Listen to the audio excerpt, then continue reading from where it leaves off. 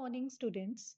In continuation with our chapter number 10, that is air and water, today we will continue with the properties of air and types of impurities in water. So let's begin. First of all, we will discuss the properties of air. Dear students, have you ever tried to hold a glass upside down over the water in a tub and observe what happens? You will observe that water does not enter the glass no matter how much it is pushed into the water. However, when the glass is tilted, which means that it is bent at an angle, bubbles of air escape from the glass and water fills the space inside the glass. The coming out of air bubbles shows us that air occupies space. The next property of air is that air has weight, and the weight of the air applies a push on everything around us in all directions. This is called air pressure. Let us try to understand air pressure with the help of an activity. If you take a juice can with a hole on its top and try pouring the juice into the glass, we will observe that the juice will either not come out, or even if it comes out, then it will come out very slowly.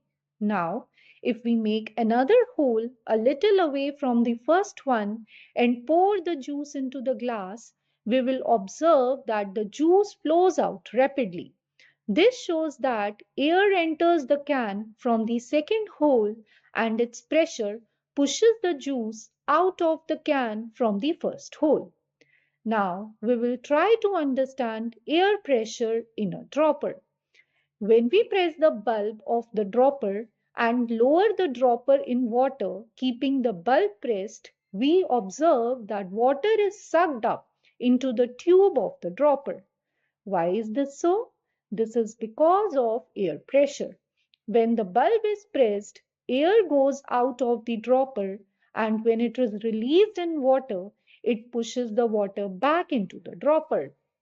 So we can conclude that air occupies space, air has weight, and air applies pressure.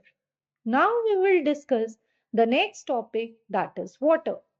The water that we use comes from rivers, ponds, lakes, and wells. Rainwater is the main source of water on the earth. Substances such as sand, dirt, mud, and germs make this water unfit for use, and we call the substances impurities. Impurities are of two types: soluble impurities and insoluble impurities. Soluble impurities are the ones that dissolve in water, for example, common salt, whereas insoluble impurities are the ones that do not dissolve in water, for example, sand and mud. So, dear students, that is all for today. I hope you have clearly understood all the concepts. Do watch the video again for a better understanding of the concepts. Thank you. Good morning.